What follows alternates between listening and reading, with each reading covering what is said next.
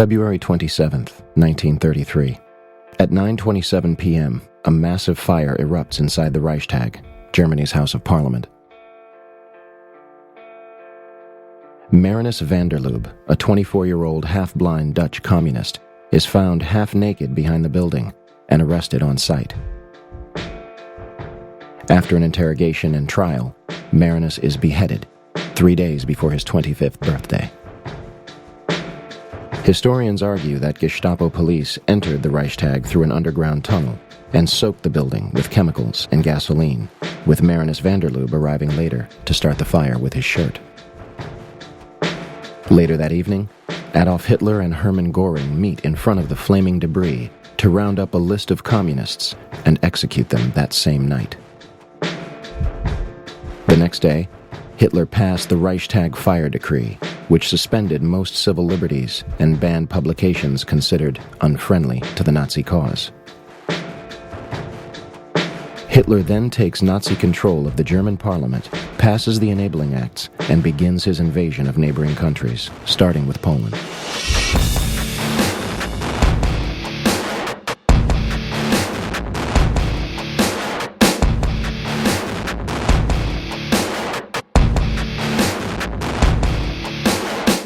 September 11th, 1941.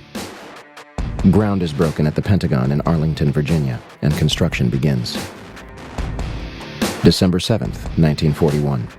The Imperial Japanese Navy attacks the Pacific Fleet of the United States Navy at Pearl Harbor in Oahu, Hawaii.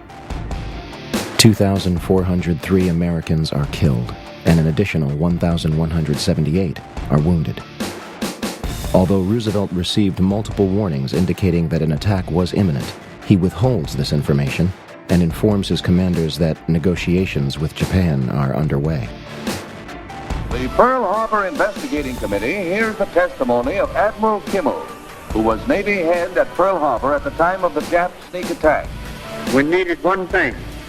That vital need was the information available in Washington from the intercepted dispatches, which told when and where Japan would probably strike. I did not get this information. A number of government investigations concluded that there was considerable foreknowledge of the Japanese plans. Roosevelt declares December 7th an unprovoked and dastardly attack, an act of war between the United States and Japanese Empire, and asks for carte blanche to enter World War II.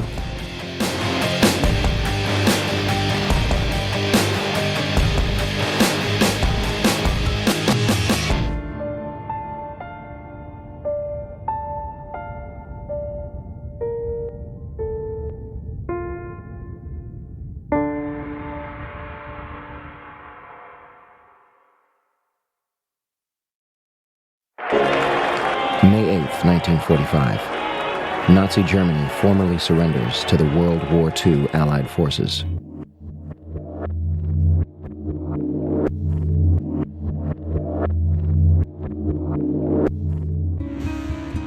Beginning that month, the United States military begins recruiting the top rocket scientists from Nazi Germany. The project, known as Operation Paperclip, eventually included more than 100 individuals for the purpose of advancing America's technology. July 16th, 1945. The Manhattan Project, a joint effort between the United States, United Kingdom, and Canada to develop strategic nuclear weapons, culminates with a detonation in New Mexico, nicknamed the Trinity Test. The detonation was equal to 19 kilotons of TNT and left a crater of radioactive glass 10 feet deep and 1,000 feet wide. A variation of this bomb would later be used on 2 cities. Hiroshima, Japan. 70,000 people are instantly killed as a result. The bomb completely obliterated 1 square mile and started fires across almost 5 square miles, leaving almost nothing at the epicenter. 75% of the city was either heavily damaged or destroyed, and approximately 100,000 people died from radiation poisoning in the years that followed.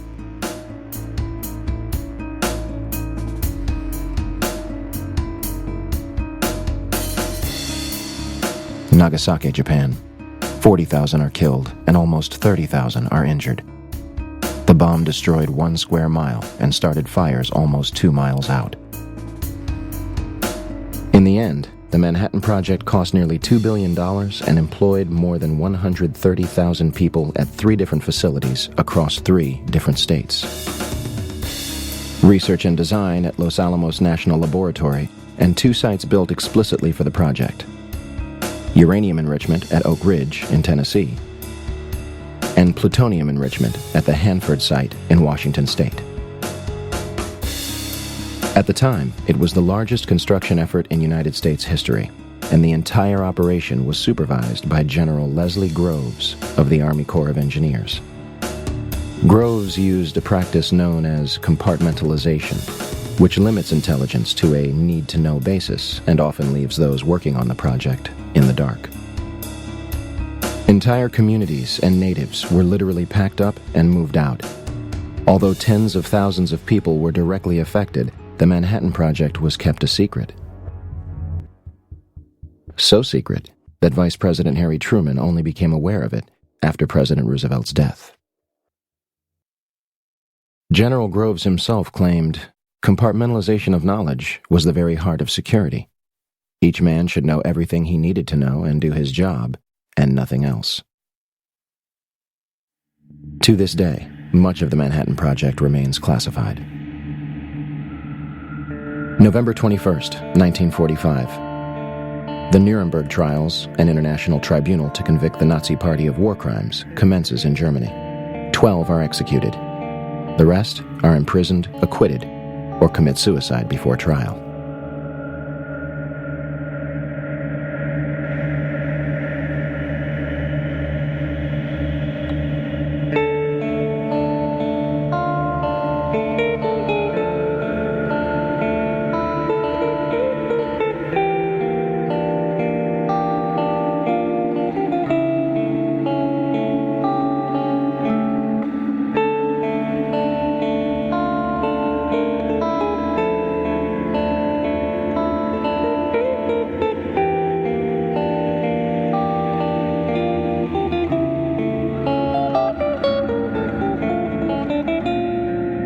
And here is the presidential jet, U.S. Air Force number 1, printed on the side, and the crowd begins its cheer, which you can't hear. Car is now turning on to Elm Street, and it will be only a matter of minutes before he arrives at the trademark. I was on Simmons Freeway earlier, and even the freeway was jam-packed with spectators waiting their chance to see the president as he made his way towards the trademark.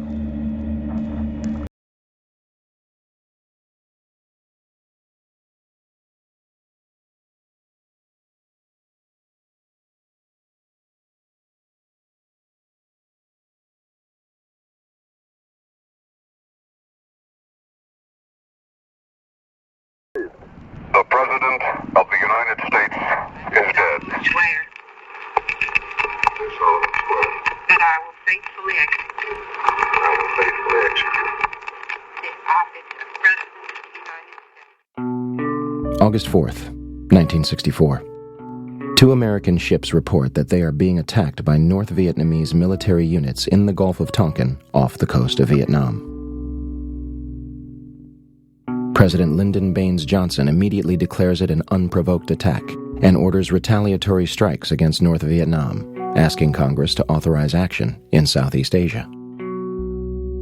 Believing Johnson's claims, legislators act quickly, giving him carte blanche to use military forces in Vietnam. However, documents declassified from the National Security Agency in 2005 confirm that the attack never took place. The Tonkin Gulf Resolution was signed by President Johnson on August 10, 1964. This decree was the doorway through which the United States officially walked into Vietnam.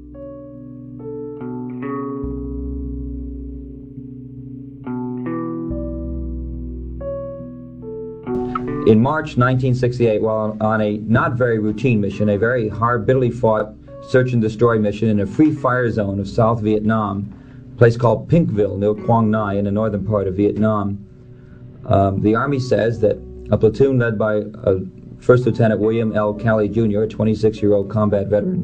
The Army claims that they murdered 109 Vietnamese villagers, mostly women and children. Calley doesn't necessarily dispute that fact. What he says is, I was following orders.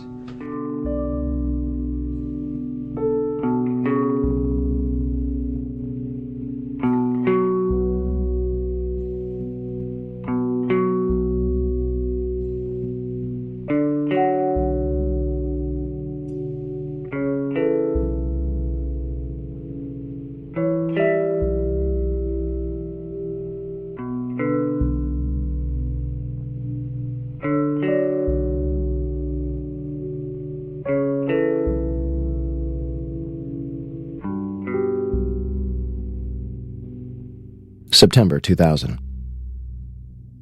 The Project for a New American Century, a neoconservative think tank whose members include Dick Cheney, Donald Rumsfeld, Paul Wolfowitz, and Jeb Bush, releases their report entitled Rebuilding America's Defenses. The report calls for a massive overhaul of the United States military and encourages fighting and winning multiple theater wars. They declare that the process of transformation, even if it brings revolutionary change, is likely to be a long one, absent some catastrophic and catalyzing event, like a new Pearl Harbor. 17 of the project's participants would later take positions in the next White House administration.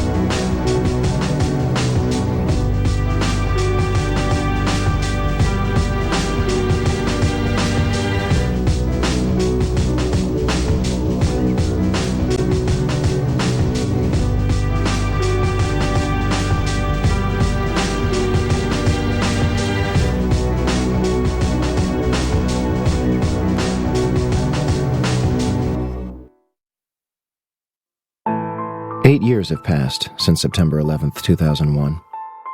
Although the World Trade Center is slowly being rebuilt, the family members and survivors are far from rebuilding the lives which were shattered on that fateful day. The 9/11 Commission, the official investigation into what happened, published its findings and closed its doors 3 years prior. Yet questions still remain in the minds of many.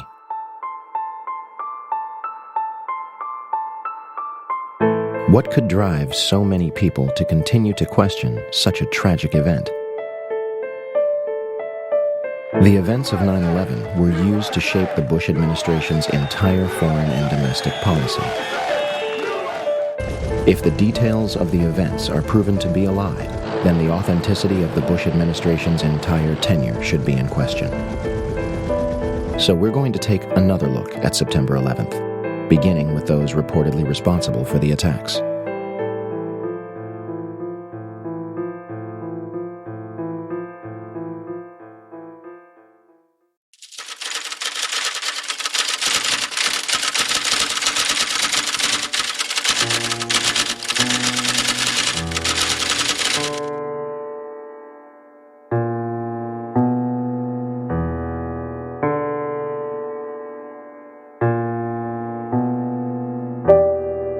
By the afternoon of 9/11, Osama bin Laden was officially being blamed for the attacks, though a number of international figures would question the United States version of events, including Egyptian President Mubarak and General Hamid Gul, the former head of Pakistani intelligence, who stated that 9/11 was pulled off by the Israeli intelligence service.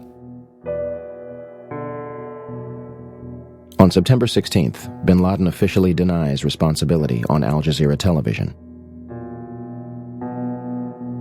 Regardless, Bush claims he wants bin Laden dead or alive, and the CIA is dispatched to Afghanistan to bring back his head in a box. On December 13, 2001, the Department of Defense releases a videotape allegedly discovered in a house in Afghanistan. Osama bin Laden discusses the attacks, but does not take responsibility. American mainstream media and even President Bush would portray this videotape as absolute proof of his guilt, even though the translation was not conducted by a third party and was instead provided by the Department of Defense. International establishments and many others question the legitimacy of the tape. Ich habe die Übersetzung des Pentagons sorgfältig überprüft. Diese Übersetzung ist sehr problematisch. Sie ist an den wichtigsten Stellen, die Täterschaft bin Ladens beweisen sollten, nicht identisch mit dem arabischen Ton.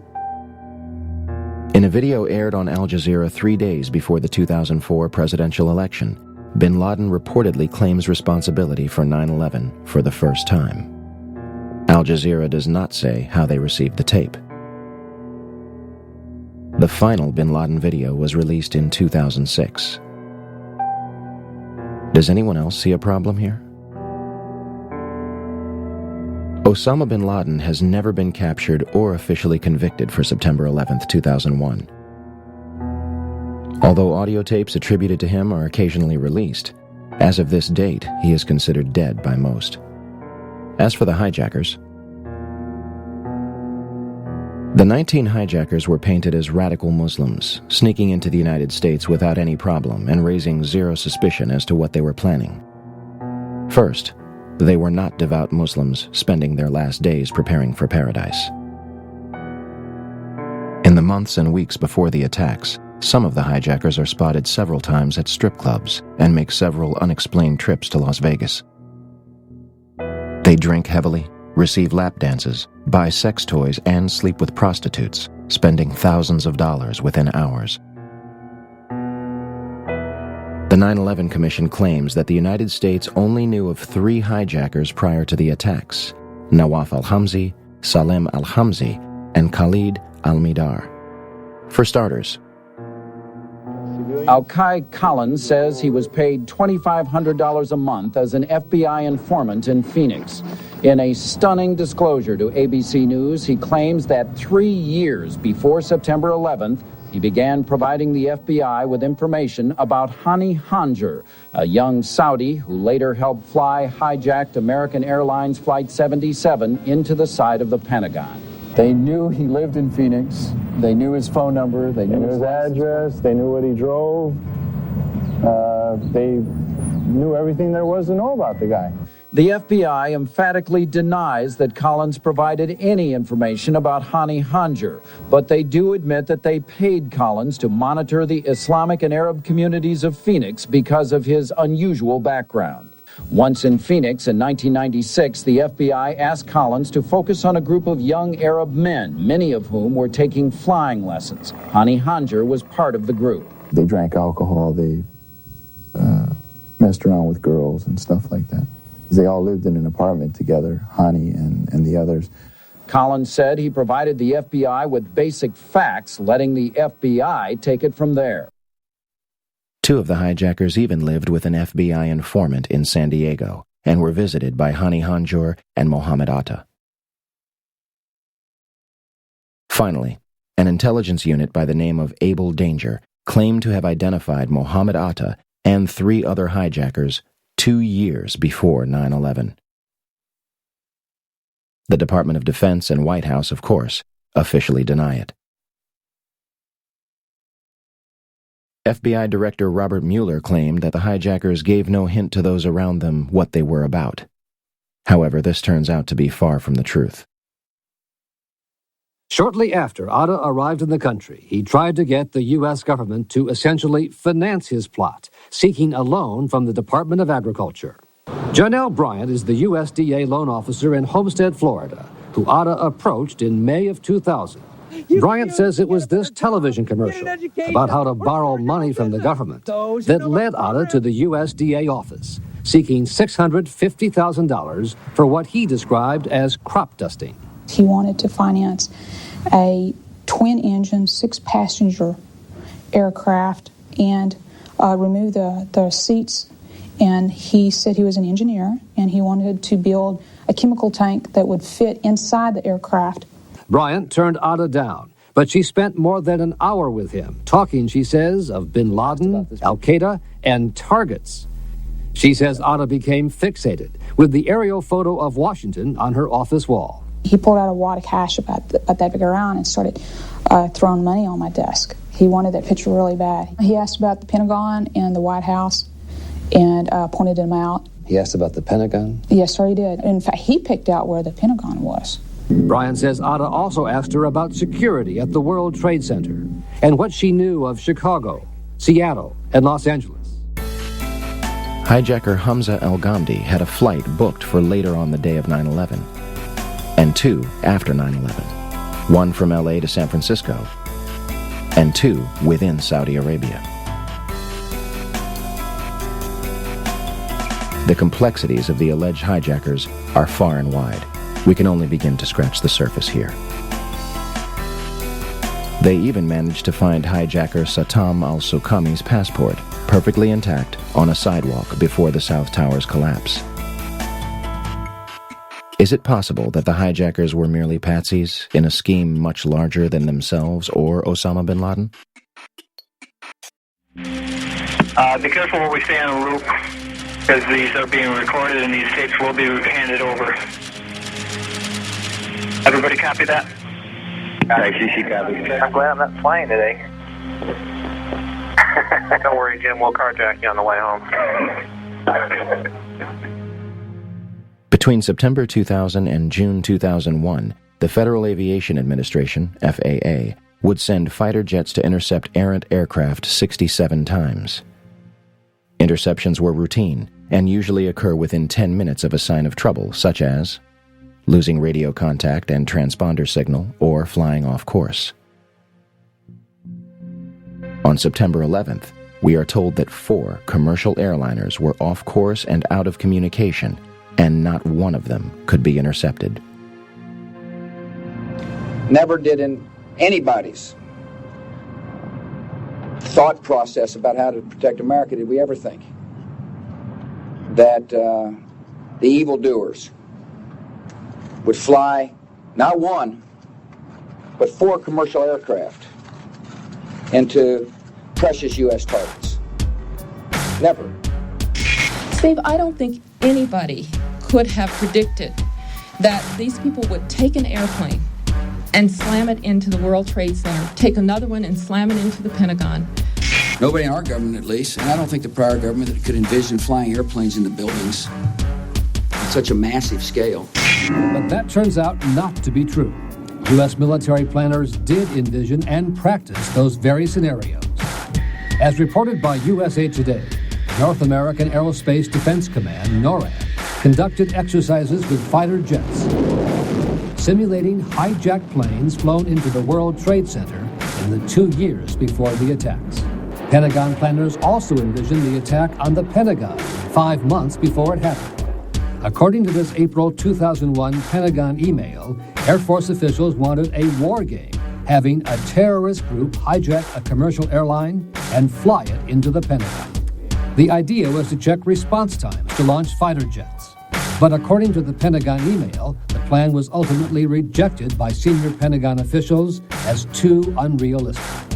Still to come are big questions about NORAD's response on the day of the attack. Why, despite all the exercises and the planning, Peter, jet fighters were not in place anywhere near New York or Washington. Quite an amazing story. Many thanks, Brian. Brian Ross. One of the drills executed prior to September 11th was called Amalgam Virgo. It was conducted in the beginning of June 2001 and simulated a series of successful terrorist attacks. Its purpose was to focus on unconventional threats like the hijacking of a commercial airliner, which would be crashed into the capital. One part of the exercise involved a Haitian AIDS victim who makes a deal with the Colombian drug cartel to crash a private jet into Tyndall Air Force Base in Florida in order to secure funding for AIDS patients. They even wrote up a suicide note for him. NORAD would deliver scripted messages from the FBI to controllers participating in the war games. And guess who was on the proposal's cover? Osama bin Laden. The second part of the exercise, which was planned before 9/11 but not executed until 2002, involved 2 Delta planes with actual pilots on the flight deck. FBI agents hijacked the planes and diverted them to secure locations. The FBI claims it has no records regarding this exercise. In fact, multiple war games were underway on 9/11 itself. But before we cover those, on the morning of September 11th, President Bush was in Florida to promote an education policy. At approximately 8:30 a.m., he left his hotel and headed for Booker Elementary School in Sarasota. Before entering the building, he was aware a plane had struck one of the Twin Towers. In fact, Bush claimed more than once that he saw the first strike live on television. This is impossible, unless President Bush saw something the public has not. Video of the first strike was not broadcast until later that evening. Minutes after Flight 175 strikes the South Tower, Chief of Staff Andrew Card leans into President Bush's ear, whispering and walking away. And President Bush continues to listen to My Pet Goat. Despite the fact that both Twin Towers had been hit and another plane was in the air and suspected to be hijacked, he remained at the school for a half hour, addressing the nation at 9:30 a.m. How could the Secret Service allow this? President Bush's itinerary had been public knowledge since September 7th. The only way Booker Elementary could not be considered a target was if the Secret Service knew for a fact that it wasn't. With that being said, September 11th was day 2 of Vigilant Guardian, an exercise staged by the Joint Chiefs of Staff and NORAD which simulated hijacked planes in the northeastern United States. It did so by placing inputs onto the screens of military controllers at the Northeast Air Defense Sector in Rome, New York, known as NEADS. As the attacks unfolded, controllers at NEADS thought that what they were watching was all part of an exercise. Okay, guys, listen up. Possibly a second hijack. Yep. Looking for a squawk, and I don't see it. We have smart terrorists today. They're not giving them a chance to squawk. What are the chances that a massive hijacking war game begins on the morning of September 11th that cripples the very defense sector in which the attacks take place? Better yet, who made the decision to schedule it on that date? Vigilant Guardian was a branch of Global Guardian, an Armageddon exercise being conducted at Offutt Air Force Base in cooperation with NORAD. Barksdale Air Force Base in Louisiana also participated in Global Guardian. Instead of returning directly to Washington, D.C., President Bush flew from Booker Elementary to both Barksdale and Offutt Air Force Base before returning to the White House. Another war game Northern Vigilance, moved fighter jets from unknown locations to bases in Canada and Alaska to monitor a fleet of Russian MiGs. 3 F-16s from Andrews Air Force Base, located just 15 miles from the Pentagon, were flown 180 nautical miles away for a training mission in North Carolina, leaving them unable to defend the nation's capital. Langley Air Force Base, which is 130 miles from the Pentagon, would not launch fighter jets until 9:24 a.m., a half hour after the North Tower is struck and 10 minutes before the Pentagon. Although Major Kevin Nisipany at NEADS ordered them to fly towards the capital, they are instead sent out to the Atlantic Ocean. When the Pentagon is hit at 9:37, they are 150 miles away, further than when they had started. To top it all off, the National Reconnaissance Office in Virginia, which monitors and controls the nation's satellites, began a drill at 8:45, conducted by a team from the CIA, in which a plane crashes into their headquarters. There are a number of other war games that have yet to be fully disclosed.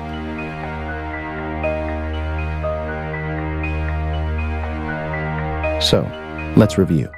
On the morning of 9/11, the United States military is conducting war games in which fighter jets are flown out of the country, planes are crashed into buildings, and hijacked planes go in and out of radar, leaving military controllers confused regarding whether the events were real or an exercise. What a coincidence. Okay, and we're trying to locate any information as far as the location where he is currently, a Mode 3. Do you have any information whatsoever? I do not. Hold on one second. Here, something, hold on. You heard that, right? Yep. You have cold children. Come on, New York.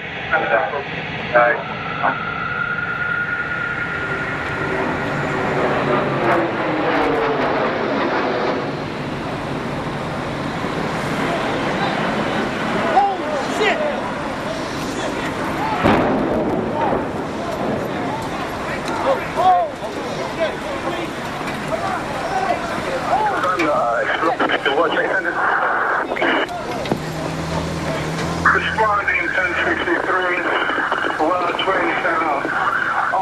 Listen, Central, be advised from my location now, I see heavy smoke coming from the building of the World Trade Center. At this time, I advise you that you send them a...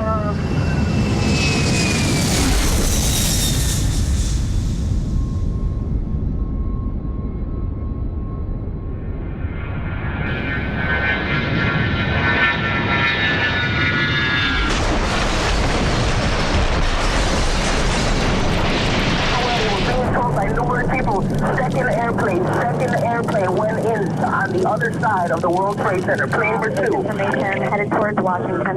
Okay, let me tell you this. We were looking, we also lost American 77. Okay, 77. Where was he proposed to head, sir? Excuse me? Where was he proposed to head, sir? Okay, he was going to LA also. He was also going to LA. Now, from where, sir? I think he was from Boston also. Now, to LA. Now let me tell you this story.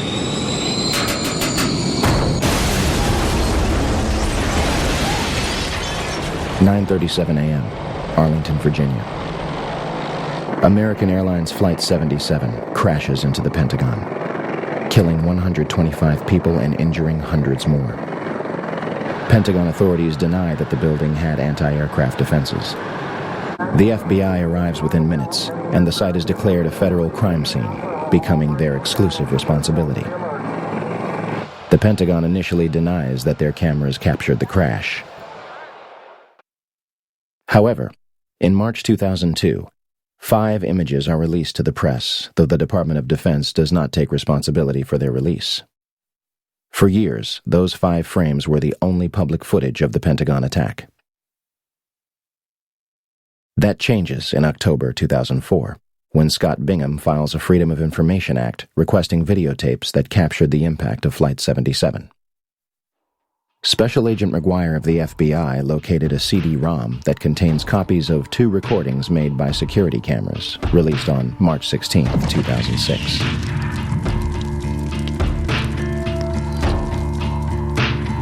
video taken from a Citgo gas station, which is open only to Pentagon employees, released on September 15, 2006. And the Doubletree Hotel in Arlington, Virginia, released on December 7, 2006. As of this date, we still have no clear images of what happened at the Pentagon on the morning of 9/11. The official story goes as such. American Airlines Flight 77 was taken over by 5 hijackers led by Hani Hanjour. Hanjour entered the United States in 1996 to become a professional airline pilot, though he did not complete a single course.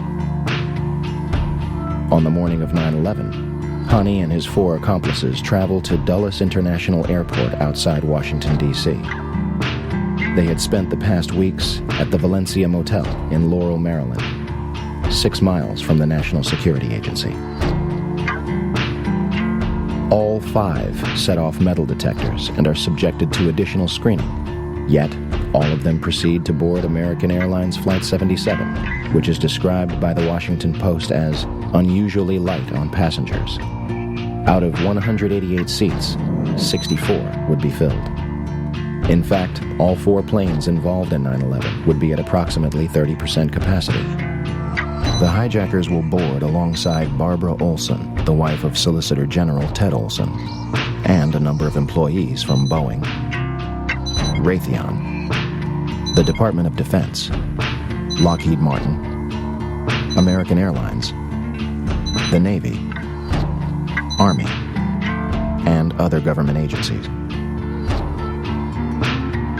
The hijackers would have only moments to subdue both pilots, remove them from the cockpit, and retain control of the plane.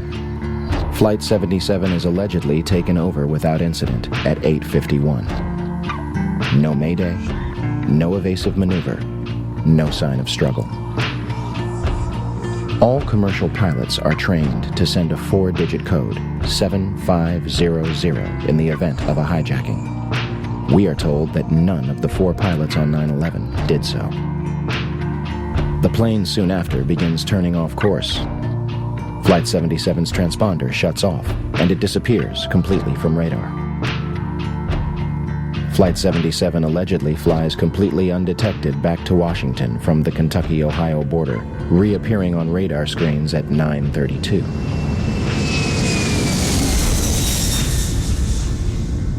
Had Hani Hanjour wanted to inflict maximum damage, all he had to do was nose down into the roof of the Pentagon.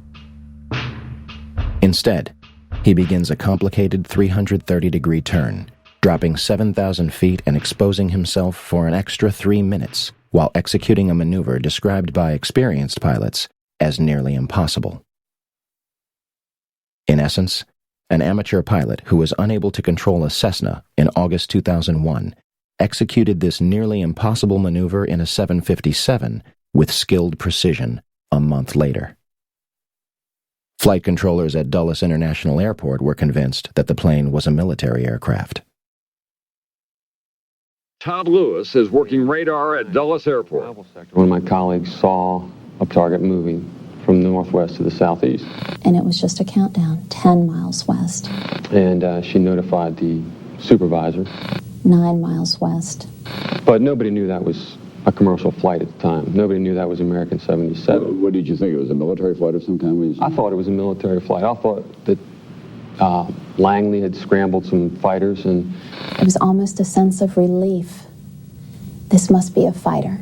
Maybe one of them got up there. It was really moving fast. It was moving very fast, like a military aircraft might move at a low altitude. This must be one of our guys, sent in, scrambled to patrol our capital. The 757 allegedly descends over a Sheraton Hotel, Navy Annex, and Citgo gas station before crossing Washington Boulevard. 5 light poles are struck and knocked out of the ground. One reportedly strikes a taxi. Flight 77 manages to hit the only section which was reinforced to withstand a terrorist attack.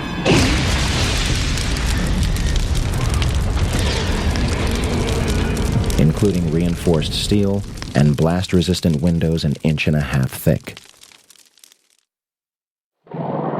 The renovation, planning for which had begun in 1991, was only days away from completion.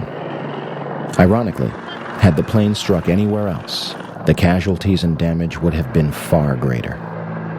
An area that normally would have housed up to 5,000 occupants yielded only 125 casualties. The section hit was the headquarters of Naval Operations, Naval Intelligence, and Navy Command Center. Army personnel were also killed, along with a number of accountants and budget analysts. The Arlington County After Action Report states that important budget information was in the damaged area. So what was left of Flight 77? Not much. These pictures were taken before the roof of the Pentagon had collapsed. The Pentagon's outer wall had a hole approximately 20 feet in diameter on the first and second floor, and visible damage 90 feet across the first floor. A Boeing 757 is 155 feet long, 44 feet high, has a 124-foot wingspan and weighs almost 100 tons. And it disappeared into this hole without leaving any substantial wreckage on the outside. There is no visible damage from where the wings or vertical stabilizer would have hit the building. The engines of a 757 are 6 tons each, comprised of both steel and titanium. If they slammed into the building at 500 miles per hour, where are the imprints? Where are the engines themselves? The 757 appears to have completely disappeared into the building. There are numerous parts to a 757 that are virtually indestructible, marked with a specific serial number tied back to the plane. To date, we have not seen a single piece positively identified as Flight 77's. Additionally, there was no impact damage to the lawn, meaning Flight 77 managed to strike the Pentagon while remaining a few feet above the ground. And out of the videos that have been released, none of them clearly depict a Boeing 757. Also, an exit hole inside the Pentagon is not explained by any official report. Despite what might have hit the building, why it was hit is much more important. Norman Mineta was Secretary of Transportation from 2001 to 2006. On the morning of September 11th, when the first plane struck the World Trade Center, Mineta headed to the White House to enter the Presidential Emergency Operations Center, or PEOC. At the May 2003 hearing of the 9/11 Commission, Mineta testified the following.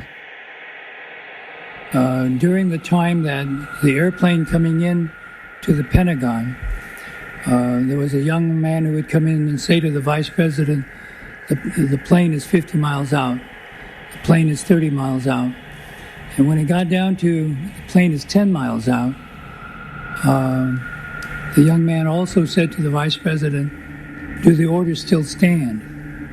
And the Vice President turned and whipped his neck around and said, of course the orders still stand. Have you heard anything to the contrary? However, the 9/11 Commission concludes that Dick Cheney did not reach the PEOC until 9:58, more than half an hour later. The Secret Service claims that it has no record of when Dick Cheney entered the bunker. What were the orders? If they were to intercept Flight 77, why was it allowed to strike the Pentagon? Let's go to the trade tower again, because, John, we now have what do we have? We don't... Wow. It looks like a new plume, a new large plume of smoke.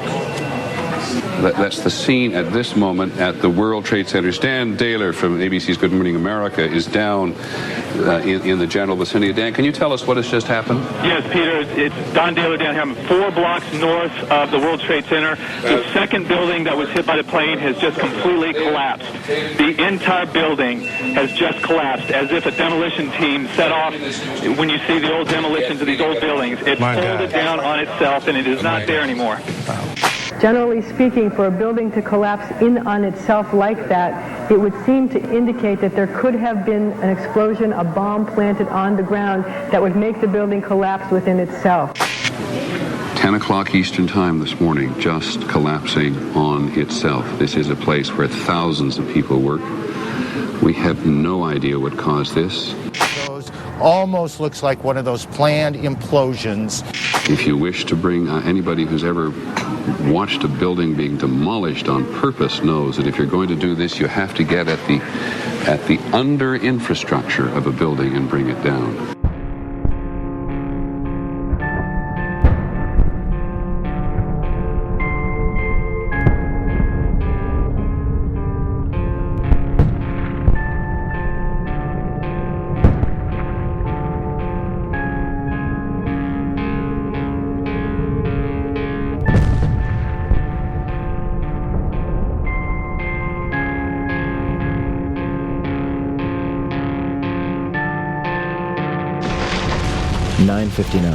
New York City, New York. The South Tower of the World Trade Center collapses to the ground in approximately 10 seconds. 29 minutes later, the North Tower follows suit, collapsing in approximately 10 seconds. Later that evening at 5:20 p.m., World Trade Center Building 7, a 47-story skyscraper 300 feet from the North Tower, suddenly collapses. The official explanation is that falling debris from the North Tower created a series of fatal fires inside the building. If this is true, it would be the third steel-framed skyscraper in history to collapse due to damage and fire. The first two would be the Twin Towers. August 5th, 1970. One New York Plaza, a 50-story office building, burned for over 6 hours between the 32nd and 36th floors. It did not collapse. February 23rd, 1991. One Meridian Plaza, a 38-story skyscraper in Philadelphia, burned for 18 hours across 8 floors. It is later described by officials as the most significant fire of the century. It did not collapse. May 4th, 1988. First Interstate Bank, a 62-story skyscraper in Los Angeles, California, burns for almost 4 hours, destroying 4 floors and damaging a 5th. It was one of the most destructive fires in United States history. The building did not collapse. Even the Twin Towers survived a number of fires. First, a series of fires in 1975, one of which was described as fighting a blowtorch. Then, another in 1999 on the 104th floor of the North Tower.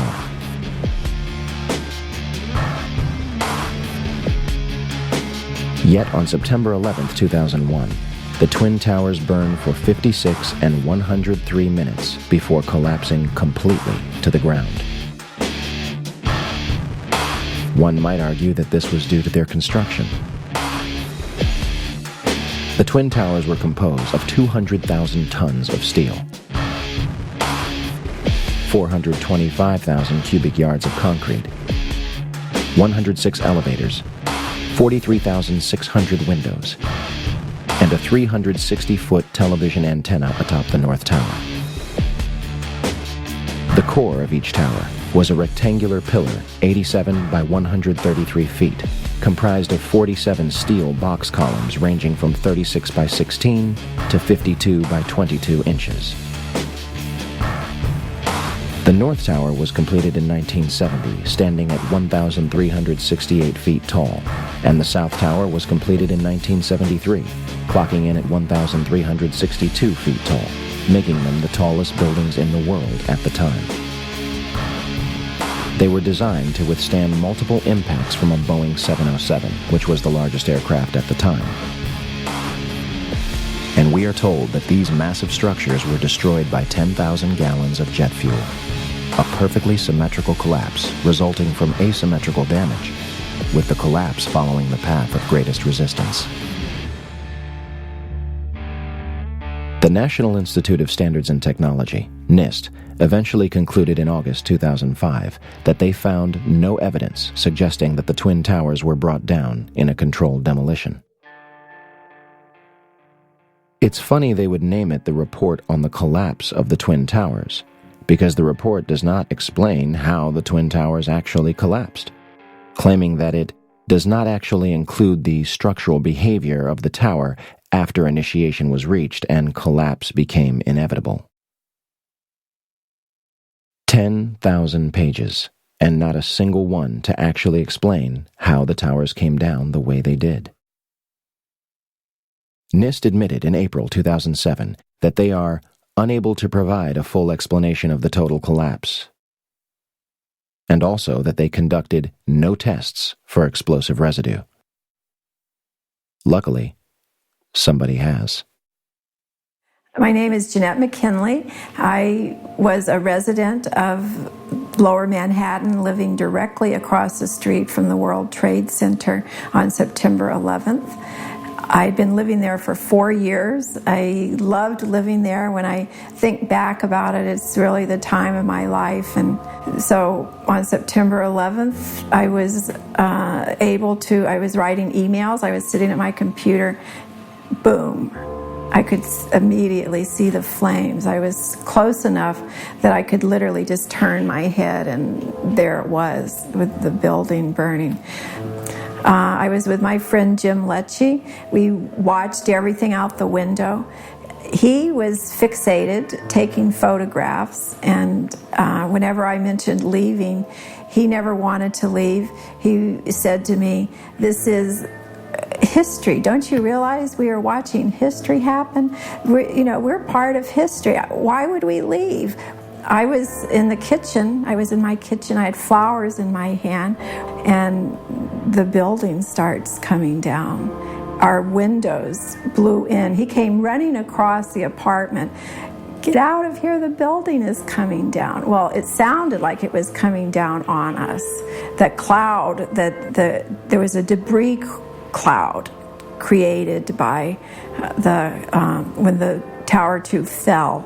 It created a debris cloud which became part of our life because it just burst in our window at 50 miles an hour. That whole cloud just came bursting in, and many people were wanting to investigate whether the collapses were actually controlled demolitions, as many people thought on the very day. Even the news commentators thought they were controlled demolitions.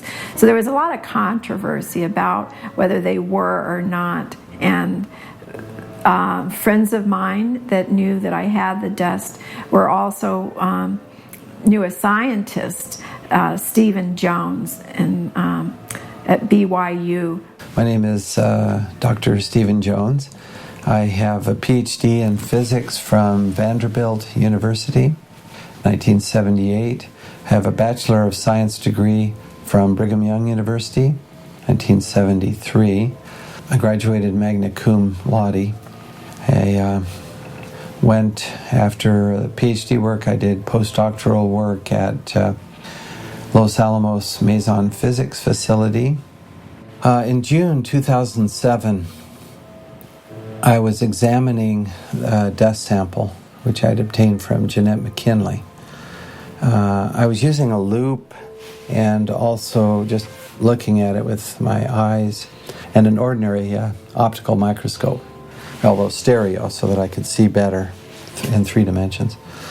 And what I found was a chip that looked like it might be a paint chip. I mean, early on I was thinking maybe not too interesting. But this chip was rather striking in its appearance. It had an orange-red color, first of all. And then I found several of these, and they all had some gray material adhering to the side of the red material. So layered. Later we found multiple layers, but most of these chips have 2 layers, red-gray.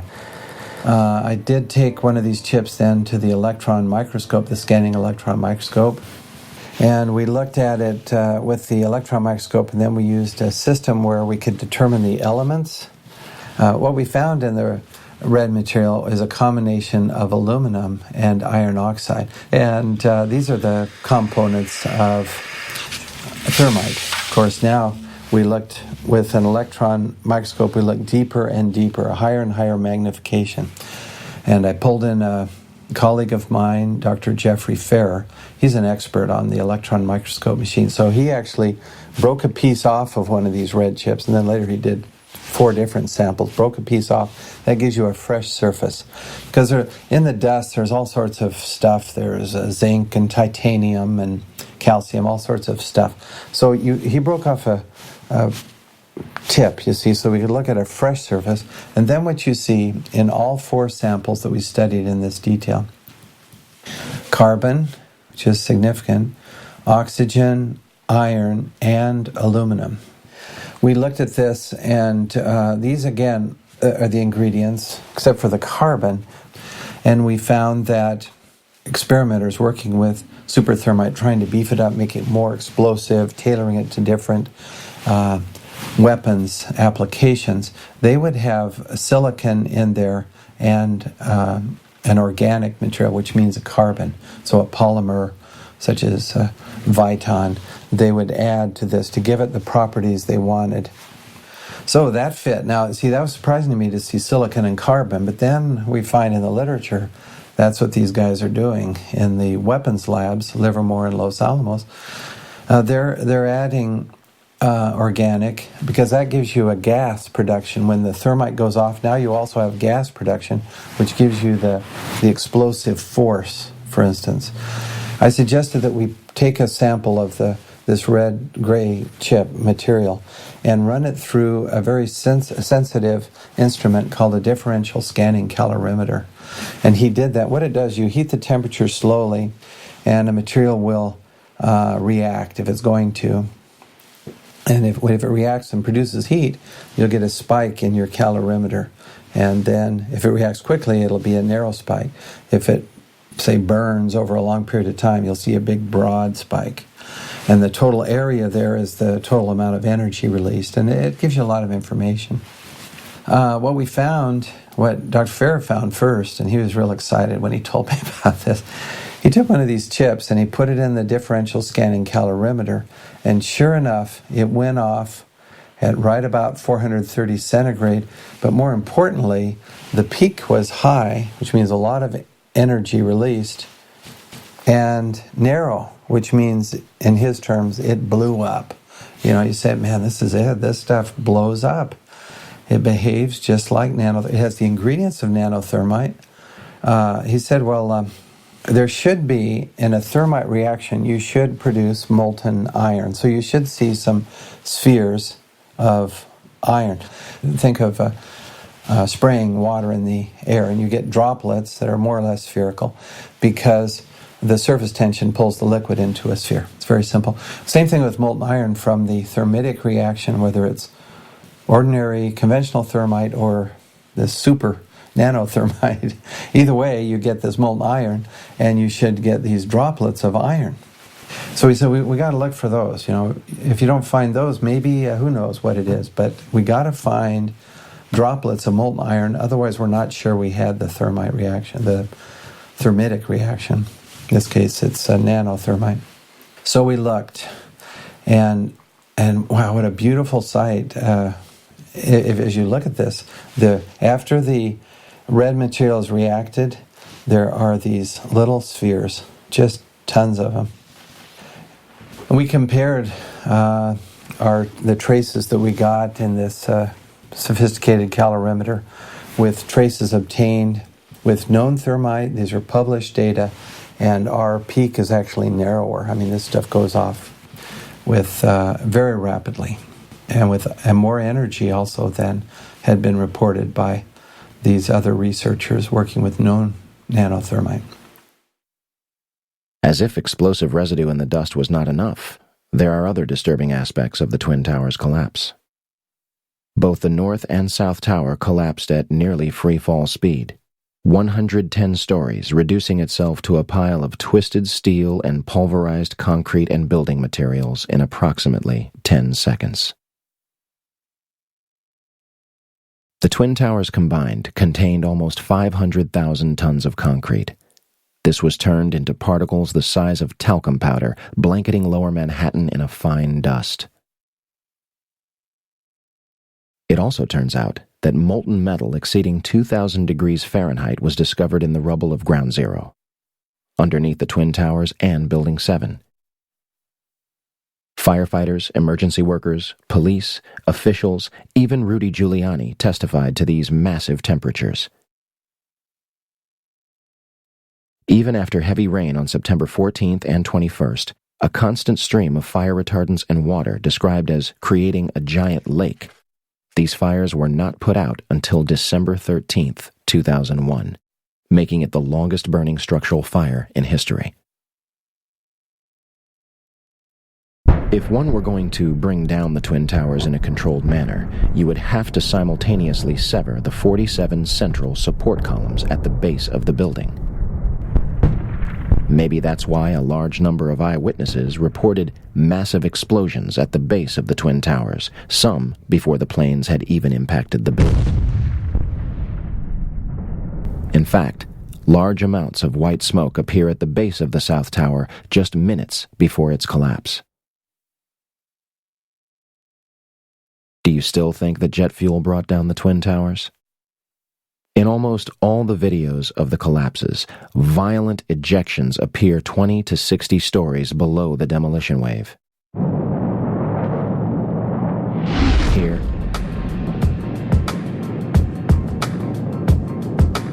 here,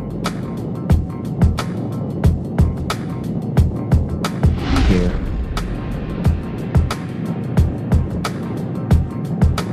here, and here.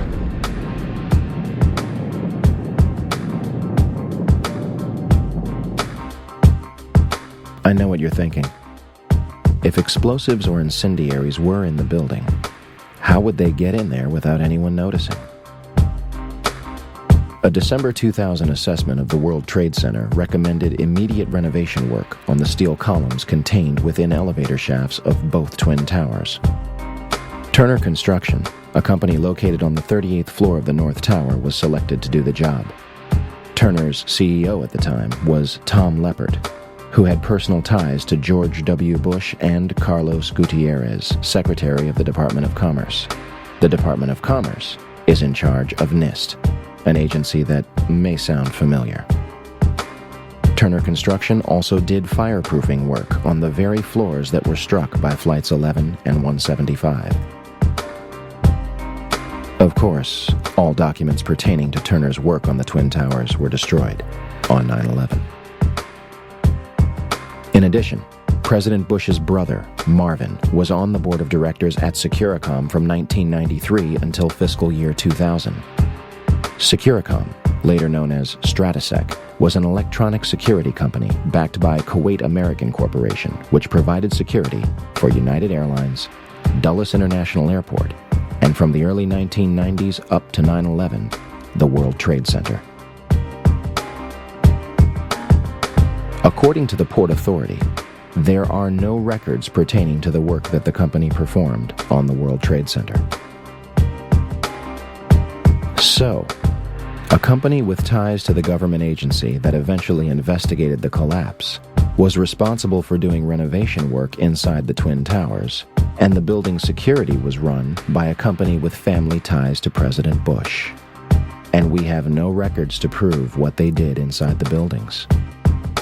Nothing suspicious there. I often get asked, well, how did they use this nanothermite in the buildings? It's as if there are people just trying to cast doubt, as if you can't explain everything, you have nothing. That's, of course, absurd. We have found unexploded, but explosive material in the dust. Now the next step is to find out who did it. So in other words, we've done the forensic CSI-style science. Now we need the criminal investigation to go along with that, to find out who could have made this stuff, first of all, and then who did make it. And then from there we can find out who ordered it being made and why.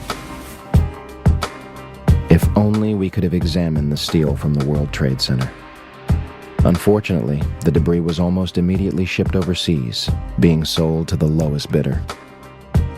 This is destruction and removal of evidence from a crime scene. Family members and engineers were outraged at the decision and demanded that the steel be preserved for investigation. Bill Manning of Fire Engineering magazine publicly labeled the cleanup at Ground Zero a half-baked farce. Yet the operation continued until the site was officially clear on May 30th, 2002. Regardless of how it was done or who was responsible, what happened to the Twin Towers seems obvious enough. They were brought down in a highly engineered, unconventional, controlled demolition. It was a psychological attack on the American people, and it was pulled off with military precision.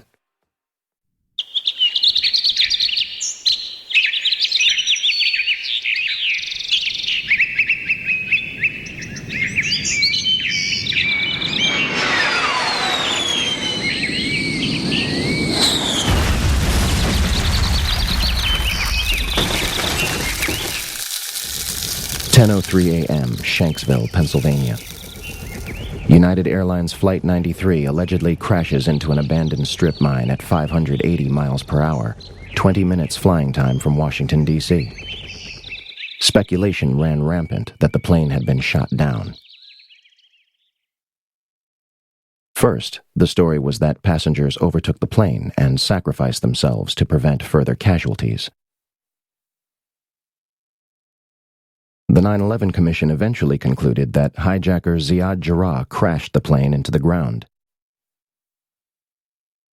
They also claim that the military did not know about Flight 93 until 10:07 a.m., 4 minutes after it had allegedly crashed. So, what trace was left of Flight 93? Yeah, we want to take our viewers live to Shanksville, Pennsylvania. Our Brian Cabell is standing by. This, of course, is the site where United Airlines Flight 93 crashed on its way from Newark to San Francisco, crashed on Tuesday. And I understand in this investigation there's some breaking news. Brian, what can you tell us? Well, Darren, in the last hour or so, the FBI and the state police here have confirmed that they have cordoned off a second area about 6 to 8 miles away from the crater here where this plane went down. This is apparently another debris site, which raises a number of questions. Why would debris from the plane, and they identified it specifically as being from this plane, why would debris be located 6 miles away? Could it have blown that far away? Seems highly unlikely. Almost all the debris found at this site is within 100 yards, 200 yards away. So it raises some questions. We don't want to over-speculate, of course. It seems to me from covering a number of plane crashes on the scene that, if nothing else, you can say this is not typical for a plane crash to be spread across an area this large. It certainly doesn't make sense because most of the debris has been found in a very compact area within 100 yards, 200 yards, maybe a little beyond that.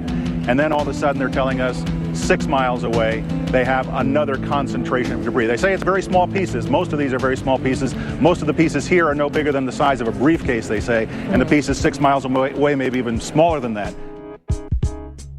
As for the crash site itself, from the Somerset County coroner to the mayor of Shanksville, almost every eyewitness would remark how little of the plane and its passengers remained at the actual crash site. We have rescue vehicles that came in earlier in the day, and they have turned up nothing. No one believed to be alive from this crash within the last hour. I want to get quickly to Chris Kanicki. He's a photographer with the Pittsburgh affiliate of Fox affiliate. He was back there just a couple of minutes ago, and Chris, I've seen the pictures. It looks like there's nothing there except for a hole in the ground. Basically, that's right. The only thing you could see from where we were was a big gouge in the earth and some broken trees.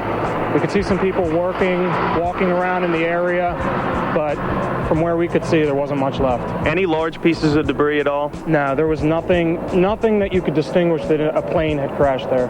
Smoke, fire? Nothing. It was absolutely quiet. It was actually very quiet.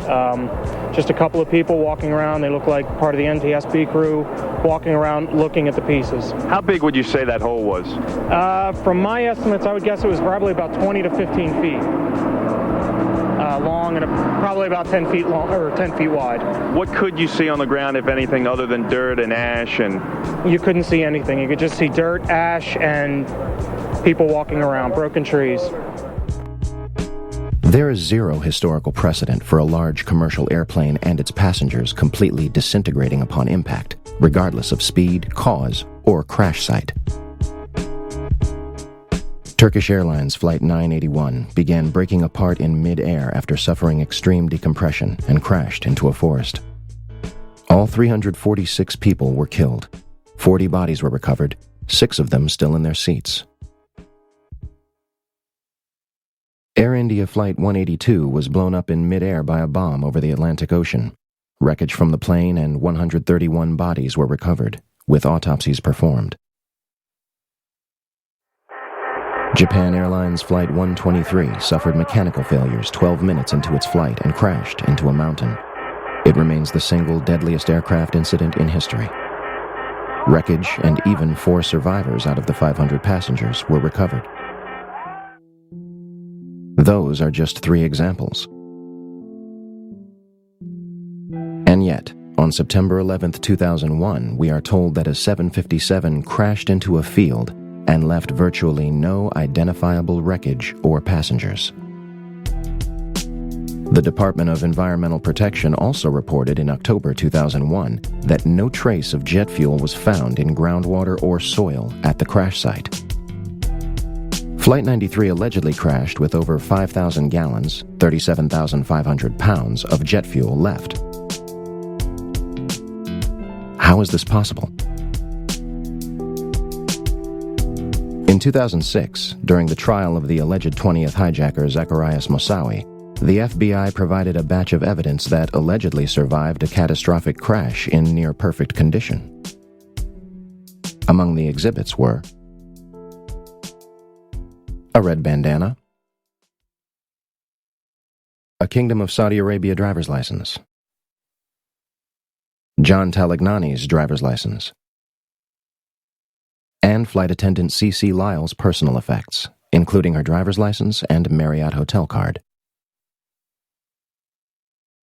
Although a 757 managed to obliterate itself upon impact, fragile material known as paper and fabric managed to survive nearly without a scratch.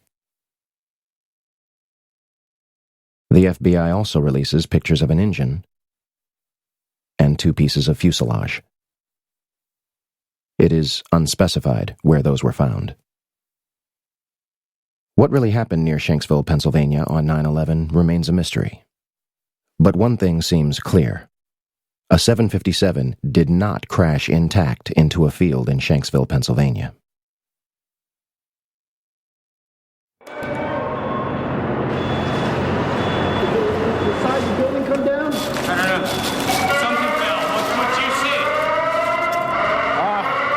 Pretty clear at one point, and then this whole bunch of smoke and glass, and I think we're just about the last ones in this building right now. I think you should leave. Everybody else is gone. Okay. I'll just make sure that there's nobody else coming downstairs. I hear the top of the building fell down. In 1984, construction began on World Trade Center Building 7, a 47-story office building 300 feet away from the North Tower. It opened to the public in 1987 and housed offices for Department of Defense, Internal Revenue Service, and was also the Secret Service's largest field office. Building 7 was considered the Central Intelligence Agency's largest station outside of Washington, D.C. The details of the office's functions remain classified. The Securities and Exchange Commission was also using the building to store 3,000 to 4,000 files related to their investigations. And, of course, they have no record of what those files were. On June 8, 1999, Mayor Rudolph Giuliani's Office of Emergency Management Command Center on the 23rd floor is opened. The new facility is located in downtown Manhattan, across the street from the World Trade Center's Twin Towers. The command center on the 23rd floor is bulletproof and bomb-resistant, with its own air supply and generators. It's linked to city airports, the Coast Guard, and the Pentagon. Computers will soon have detailed blueprints of every major building in New York City, as well as evacuation routes. Hurricanes and heat waves would be handled here, as well as terrorist attacks. Though New York officials say their facility is not impenetrable, they're confident it could handle even the worst crisis imaginable. Deborah Fayerick for CNN, New York. On the morning of 9/11, before the first plane strikes the North Tower, Building 7's alarm system was unexpectedly placed on test status at 6:47 a.m. for a scheduled period of 8 hours. This normally occurs during maintenance, and any fire alarms from the building were to be disregarded. After the second plane strikes the South Tower, Building 7's power was deliberately shut off and its tenants evacuated. Following the collapse of the North Tower, almost all of the surrounding World Trade Center buildings were completely destroyed, but the structures remained standing. Building 3, a 22-story building directly below the Twin Towers, was split in half by the South Tower's collapse. Although the building was severely crushed by falling debris, the structure remained standing. Building 4, a 9-story building east of the South Tower, was almost completely flattened. The remaining structure did not collapse. Building 5, a 9-story building east of the North Tower, suffered from severe fires and structural damage. Building 6, an 8-story building between the North Tower and Building 7, suffered a giant gouge in its roof and severe fires. Neither Building 5 or 6 suffered a collapse. Neither did the Deutsche Bank building, which stands to this day and is currently being demolished beam by beam. Neither did the Millennium Hotel across the street. Building 7, a 47-story office building hundreds of feet away, burns controllably over a few floors and suffers structural damage to its south face before collapsing completely to the ground at near free fall speed. The collapse of Building 7 was rarely reported on the day of and after 9/11. Yeah, it's very strange that was not even hit by a jet, and yet it falls very rapidly and essentially straight down into its footprint. Although the collapse of Building 7 was clearly a phenomenon and further investigation was needed, the building's steel was removed from the site and destroyed. No pieces were recovered from the debris for analysis. However, FEMA's volunteer investigators revealed after their limited studies that some pieces of steel from the rubble of Building 7 experienced something never before seen in an office fire. Some pieces of steel had large holes burned through them, evidence that a high-temperature corrosive material had formed and burned through the beams, suggesting temperatures of over 1,000 degrees Celsius were present. But what the Worcester Polytechnic Institute scientists reported was that steel, as they looked at it, using similar methods to what we've used on the red gray chips. These are electron microscope methods and X-ray EDS methods. They found high temperature, indication of very high temperatures, oxidation and sulfidation, sulfur in the steel. Yet, this phenomenon will not be mentioned again, either by FEMA or other agencies investigating the collapse. Now let's fast forward to August of last year, 2008. NIST finally came out with their preliminary report. Now, it's very interesting. They ruled out diesel fuel fires. They said it is due, and they also ruled out any type of fatal damage from the towers collapsing, particularly the North Tower, which is across the street, Vesey Street, I think. And so there's some damage, sure, but they ruled out it was not fatal, and it did not contribute to the initiation of the collapse. That's what NIST said, and I agree with that. When questioned at a public comment session after the draft's release, NIST was forced to acknowledge that the collapse of WTC-7 experienced a period of freefall for 105 feet. That is acceleration at 32.2 feet per second squared, which is just dropping a ball in a vacuum, and that's how fast it accelerates.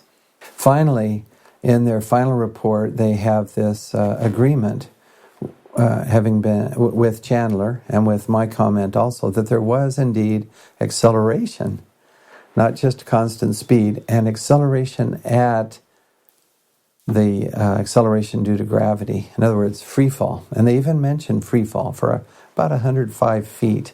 That's about 8 stories.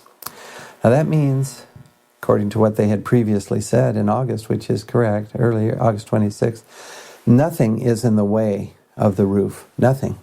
Now, you can see in the videos, there's a lot of a lot of floor is still intact as the roof is moving as a block. So somewhere down below, there's about 8 floors that have been obliterated.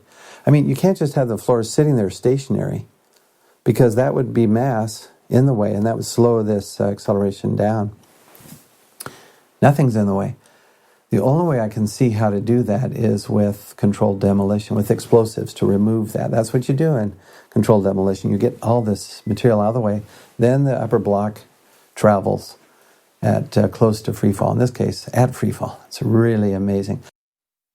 It's funny Stephen would mention explosives and material being removed. 2 eyewitnesses independently claimed to news channels on 9/11 that they experienced an explosion inside the lower levels of Building 7. The first one is Michael Hess, who went on to UPN 9 News around 11:59 a.m. Oil refineries in Louisiana. When we have Frank Uciardo back on the phone with us, Brenda, with some New York City officials. Frank, go ahead. That's right. I'm standing here right now just off Broadway by City Hall with Michael Hess, who is the city's corporation counsel. Mr. Hess, you were trapped in, I believe, 7 World Trade Center. Go ahead, sir. Yes, I was. I was up in the emergency management center on the 23rd floor, and when all the power went out in the building, another gentleman and I walked down to the 8th floor where there was an explosion, and we've been trapped on the 8th floor with smoke, thick smoke all around us for about an hour and a half. But the New York Fire Department, as terrific as they are, just came and got us out. And the second is Barry Jennings, who went on to ABC 7 shortly after noon. We're going to bring more of those to you now. Barry Jennings, you're on the 8th floor. You work for the City Housing Department. Explain to me the moment of impact. Well, me and Mr. Hess, the corporation counsel, were on the 23rd floor. I told him we got to get out of here. We started walking down the stairs. We made it to the 8th floor. Big explosion. Blew us back into the 8th floor. And I turned to Hess. I said, this is it. We're dead. We're not going to make it out of here. I took a fire extinguisher and I bust the window out. That's when this gentleman here heard my cries for help. We tracked Barry down in June 2007 to interview him and hopefully elaborate on his experience. Hi, my name is Barry Jennings. I'm 52 years old. I've worked for 33 years at one location. Basically, I said I'm married, father of 4. It was very funny. I was on my way to work. Traffic was excellent. I received a call that a small Cessna had hit the World Trade Center. I was asked to go and man the Office of Emergency Management at the World Trade Center 7 on the 23rd floor. As I arrived there were police all in the lobby. They showed me the way to the elevator. We got up to the 23rd floor. Me and Mr. Hess, who I didn't know was Mr. Hess at the time, we got to the 23rd floor.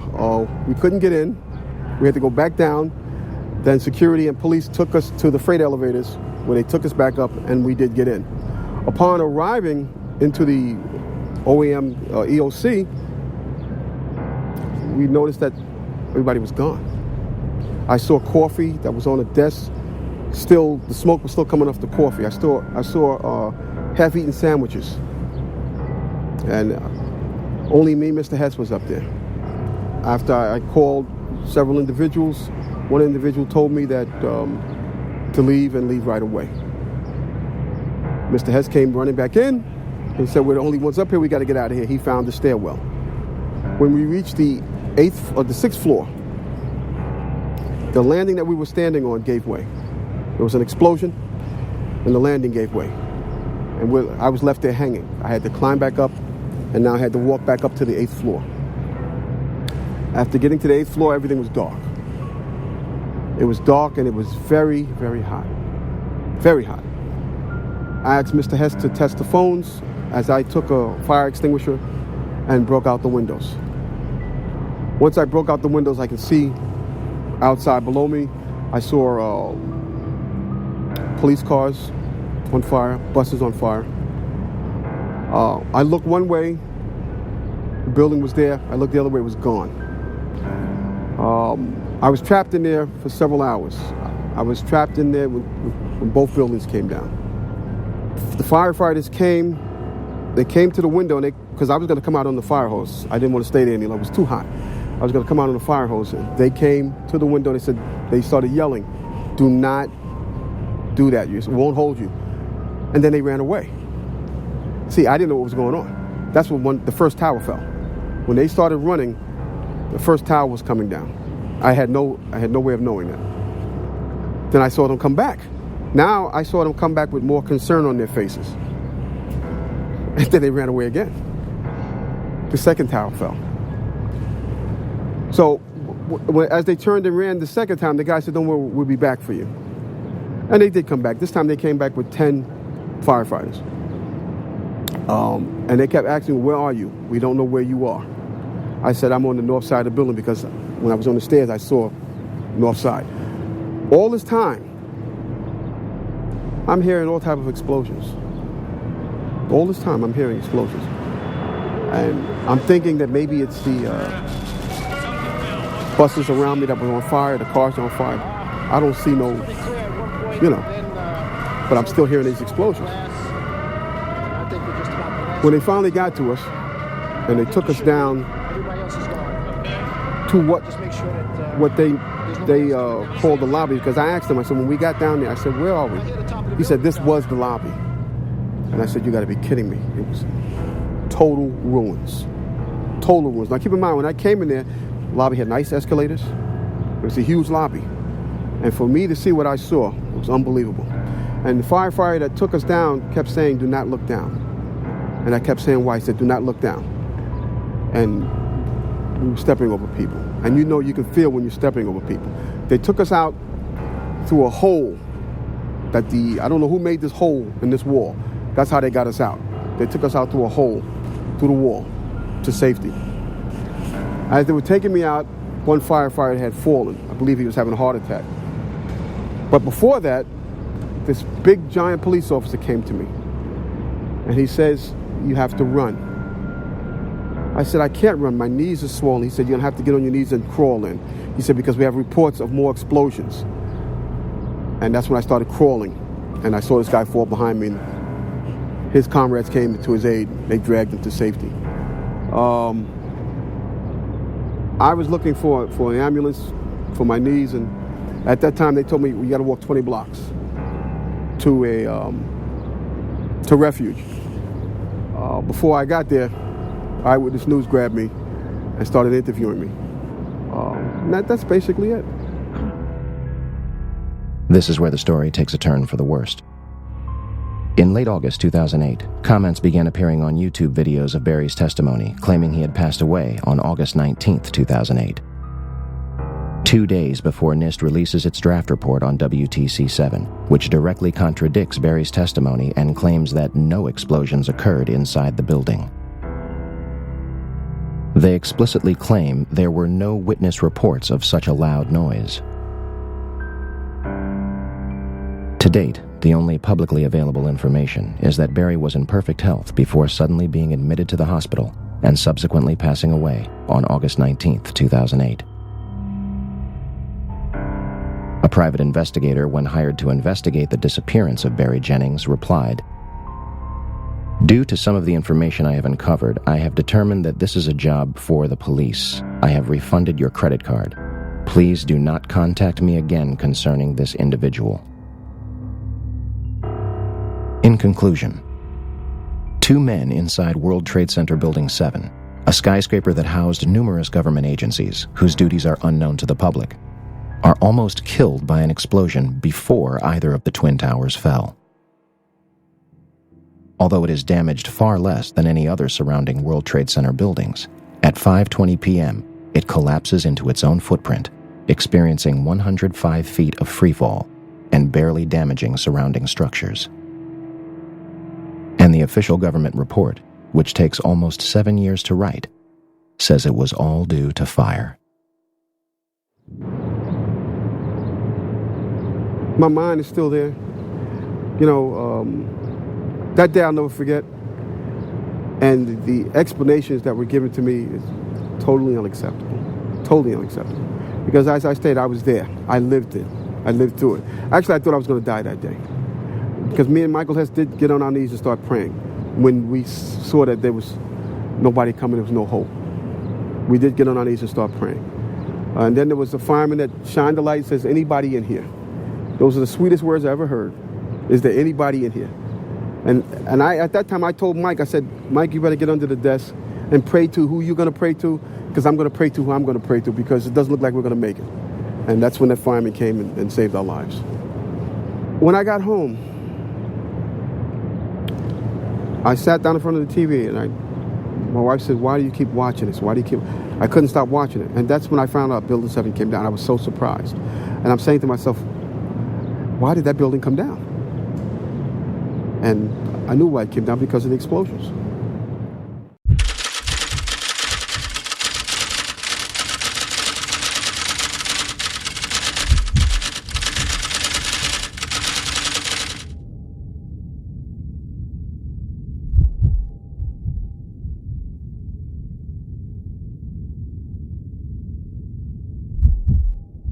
So, where do we go from here? Your reaction to this will be either an emotional one or a logical one. You will deny that these things are possible and insist that this information is ridiculous and go about your life. Or you will acknowledge a number of serious, glaring issues with the United States story of 9/11 and do your part to further a new criminal investigation into the day's events. How long will the American public or the world wait for the truth about September 11th? How much louder will the family members and survivors have to scream for answers? September 11th was not just a terrible tragedy that took the lives of thousands of innocent people. It was an American coup, a violent and aggressive seizure of power and a transformation of both foreign and domestic policy. The slaughter of civilians in broad daylight as a means of promoting an agenda. This is not a new concept. Meet Smedley Butler. His father was both a lawyer and a politician. He was elected to the House of Representatives in 1897. He joined the Army at the age of 16, and at the age of 48, he became the Army's youngest Major General. He was twice decorated with the Congressional Medal of Honor.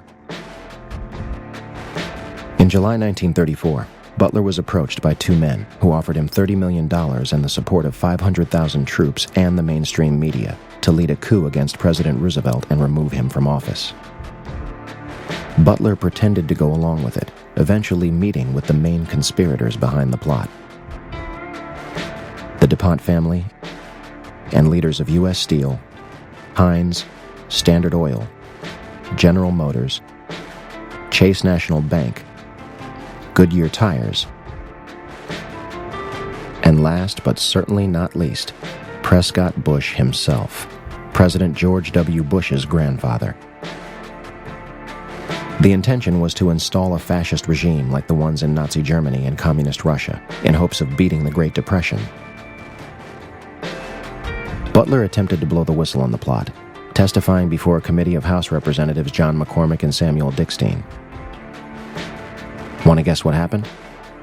The representatives believed Butler, but refused to pursue the people responsible. The media turned on Butler, calling his allegations a hoax, perfect moonshine, as one put it. President Roosevelt eventually cut a deal with the plotters, and nothing more came of it. America was hijacked on September 11, 2001. Not by Osama bin Laden and his al-Qaeda network with box cutters directed from a cave in Afghanistan, but by a group of tyrants, ready and willing to do whatever is necessary to keep their stranglehold on the United States of America. A group beyond any one man or any one administration. Until there is a new investigation into the events, we will not go away. We will not be silent. Ask questions. Demand answers. We show the towers for the ashes like they were laced with bombs. And ever since we've been at war like Genghis, calm and fiendish for a fascist world state. An Orwellian nightmare will write a strip bare. Get prepared for the future of wiretaps. Cameras on every corner, black water of sharpshooters with scopes locked on ya. The Patriot Act has us watching our backs. They front like they're here to save us while they're on the attack. And we act like we didn't see it coming from a nation built by theft and genocide. Gunning down opposition, listen, worldwide is well known that America will eat its own. So long to what you thought was democratic. These times are catastrophic, cause war is a means to profit. Control and manipulate the masses, it's classic. Evil caskets be full of people blasted. They lie, they scam, they cheat and steal. They plot, they fund, they act, it's real. They watch, they hunt, they punish and kill. Welcome to the aftermath. They lie, they scam, they cheat and steal. They plot, they fund, they act, it's real. They watch, they hunt, they punish and kill. Welcome to the aftermath. Ground zero, the launch pad for endless killing that Bush desperately needed to fool the millions and supporting an agenda to conquer the planet. I wonder how the children felt when the first bomb landed in Afghanistan. Operation Enduring Freedom was the first act of treason. Must I tell you the reason? Start reading and stop believing network news. They're concerned with making money, not telling the truth. Deep in the night, I'm turning and tossing, knowing cities are burning, lost in the silence of the empire's coffin. Over 1 million Iraqis murdered, human beings never to be seen again or heard of. Now who's next in the name of America, famous for heinous war acts? Vain, insane leaders feed us lies and ignore facts, but factors were smarter and stronger than what they hoped for. The war on terror, deceptive like Reagan's Coke War. They lie, they scam, they cheat and steal. They plot, they fund, they act, it's real. They watch, they hunt, they punish and kill. Welcome to the aftermath. They lie, they scam, they cheat and steal. They plot, they fund, they act, it's real. They watch, they hunt, they punish and kill. Welcome to the aftermath. 20 years from now, what will Americans be like? Slaves will behave to human beings with rights that we fight. We might still have a chance instead of hoping for change. We gotta advance, take a stance and be heard. Silence is the enemy. Words have power, but actions speak louder. Pretend to be free till you die a slave. A soldier in the desert searching for a ghost in the cave. For the corporation, I run out of patience. Sick of seeing troops sink to die for your lives. Spending dollars in debt, we holler in protest till we have your arrest. We will not rest, and we know what you did that day. Kill your own citizens to advance your ways. All my real patriots stand up and say 9/11 was an inside job. They lie, they scam, they cheat and steal. They plot, they fund, they act, it's real. They watch, they hunt, they punish and kill. Welcome to the aftermath. They lie, they scam, they cheat and steal. They plot, they fund, they act, it's real. They watch, they hunt, they punish and kill. Welcome to the aftermath.